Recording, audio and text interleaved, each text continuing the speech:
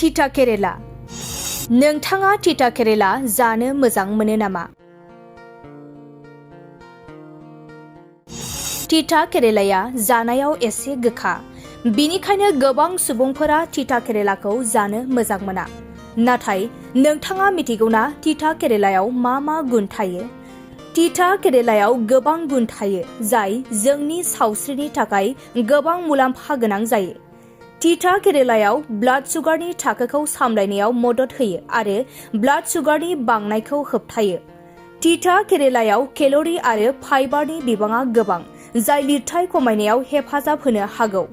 आरो तिता केरेलायाव vitamin A आरो beta keratin थायो, जाय नुथायखौ साबसिन खालामो।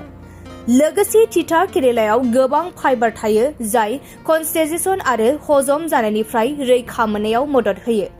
बेनि अनगायैबो तिता केरेलाया मैखुन आरो बिगुरनि गुबुन गोरोन्थिफोरखौ फाहामनो मदद होनो हागौ आरो बैसो जानाय बिखान्थिखौ गोबाव खालामनो हागौ।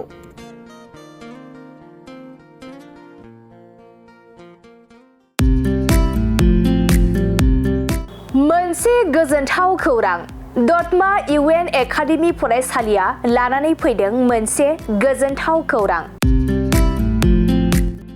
नंगौ, दतमा इउएन एकाडेमि फरायसालिया लानानै फैदों बेसेन नाङै मुं थिसननाय।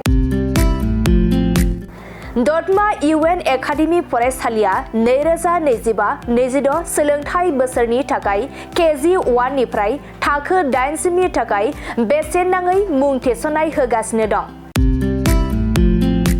आरो बिथराय आरो फाइलिनि थाखाय फर्म बिलाइनाय आरो मुं थिसननायाबो सोलिगासिनो दं। आरो दतमा इउएन एकाडेमि फरायसालियाव हौवासा आरो हिनजावसाफोरनि थाखाय हस्टेलनि खाबुबो दं। बिनिखायनो नोंथाङाबो नोंथांनि गथ'खौ दतमा इउएन एकाडेमि फरायसालियाव बेसेन होआजासे मुं थिसननो सानदोंब्ला आरो हस्टेलाव दोननानै फोरोंनो सानदोंब्ला थाबैनो मुं थिसननो हागोन। आरो नोंथाङा आबुङै मिथिनो थाखाय नैबे 7002660387 जानबुं नम्बराव कल खालामना खौरां लाहरनो हागोन।